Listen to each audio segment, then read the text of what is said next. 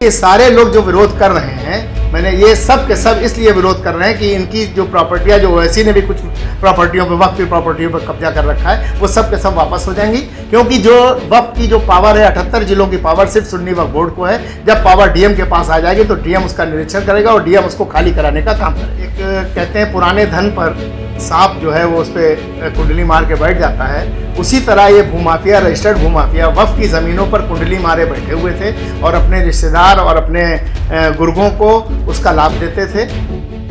उत्तर प्रदेश वक्फ विकास निगम के डायरेक्टर सफात हुसैन ने वक्फ संशोधन बिल को लेकर कहा कि केवल भूमाफिया ही इसका विरोध कर रहे हैं। शुक्रवार को बरेली के सर्किट हाउस में पत्रकारों से बातचीत में उन्होंने कहा कि वक्फ बिल में संशोधन से कई रजिस्टर्ड भूमाफियों पर नकेल कसने जा रही है, इसलिए वो छटपटा रहे हैं। देखिए सफात हुसैन ने क्या कहा।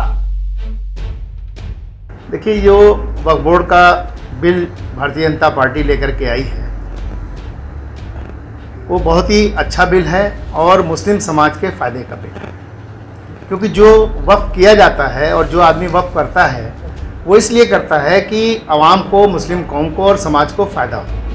और अभी तक का जो कानून है और जो नियम उसमें बने हैं वो इंसानों के द्वारा बनाए गए हैं। मैं मुस्लिम समाज के लोगों से आपके माध्यम से ये अपील करना चाहता हूँ कि ये कोई कुरान नहीं है कि इसमें संशोधन नहीं हो सकता। ये इंसानों के द्वारा बनाया गया एक बिल है जिसमें जब इंसान किसी चीज़ को बनाता है तो उसमें कोई ना कोई कमी छोड़ देता है।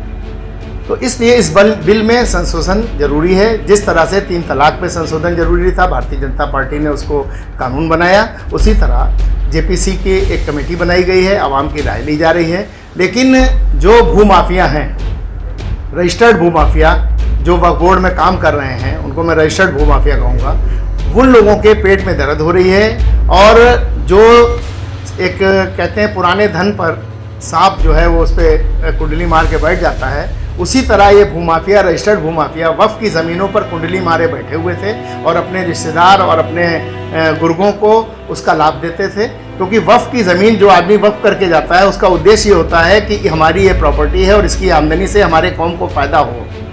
मैं जो इस वक्त जो बिल का विरोध कर रहे हैं, चाहे वो आपके बरेली के लोग हों या देवबंद के मौलाना असद मदनी हों, मैं उनसे ये पूछना चाहता हूँ कि वो एक नाम ऐसा बता दें कि महमूद मदनी ने उस वक्फ बोर्ड की आमदनी से किसी गरीब को पढ़ाया हो या किसी गरीब विधवा को पेंशन का लाभ वहाँ से मिला हो या किसी भी लड़के को डॉक्टर, इंजीनियर वहाँ से बनाया गया हो।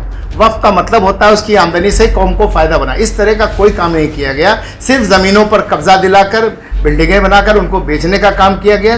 जो उसका मूल मकसद था उस काम को नहीं किया गया। मैं वक्फ विकास निगम में सरकार द्वारा नामित डायरेक्टर हूँ और हमारा जो विभाग है वो 1987 में इस उद्देश्य के साथ बनाया गया था कि जो वक्फ की प्रॉपर्टी है उनको डेवलप करने का काम सरकार द्वारा कराया जाएगा। मुझे लगभग 5 वर्ष हो गए। मैं करीब 37-38 जिलों में मैंने दौरे भी किए और वहाँ के जो डीएमओ से और मुतवल्लियों से भी मैं मिला कि कोई ज़मीन ऐसी दो जिस पर हम मुसाफिर खाना और मैरिज हॉल इस तरह से या कॉमर्शियल कॉम्प्लेक्स बना सकूं, जिससे वक्फ की आमदनी भी बढ़े और जो ये कब्जे हो रहे हैं वो ना हो सके।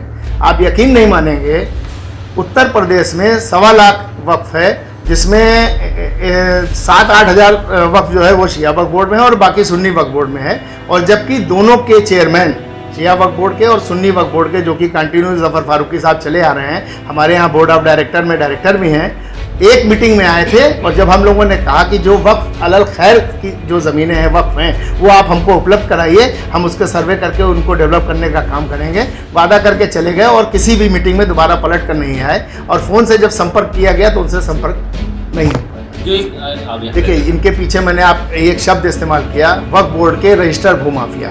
ये एक भ्रम फैला रहे हैं और जिसमें जमीयतुल उलमा अल हिंद के जो है इन लोगों ने एक कोड बनाया है, पर्सनल लॉ बोर्ड वालों ने एक कोड बनाया कि आप लोग इस पर जो है इस पर अपील करिए ताकि ये बिल जो है पास ना हो सके। मौलाना तौफीक रजा भी विरोध कर रहे हैं। देखिए, ये सब रजिस्टर्ड भूमाफिया हैं और ये उस वक्त की ज़मीनों का स्वयं लाभ ले रहे हैं, आवाम को उसका लाभ नहीं मिल रहा है। इसलिए ये चाह रहे हैं कि ये बिल पास ना हो। लेकिन मैं दावे से कहता हूँ कि ये नरेंद्र मोदी की सरकार है, बिल पास होकर रहेगा और उसका लाभ मुस्लिम समाज को मिलकर रहेगा। इसको कोई भी माई का लाल रोक नहीं सकता, चाहे जितना भी है बिल पास कराने के लिए QR कोड का इस्तेमाल करें या आवाम का इस्तेमाल करें, क्योंकि सरकार पब्लिक के लिए काम कर रही है, सबका साथ सबका विकास के लिए। देखिए, अगर सड़कों पर आना था तो इनको पहले आना चाहिए था। जब वक्फ की ज़मीनों पर कब्जा हो रहा था तो वक्फ की ज़मीनों पर इनको मुस्लिम विद्यालय बनाने चाहिए थे, मुस्लिम इंटर कॉलेज बनाने चाहिए थे, मुस्लिम इंजीनियरिंग कॉलेज बनाने चाहिए थे, तब सड़कों पर आते। तब मुझे लगता कि ये वाकई में कौम के हितैषी हैं। ये सब कौम के दलाल हैं और कौम को भड़का करके दलाली करने का। समाजवादी पार्टी के जो एक कद्दावर नेता थे,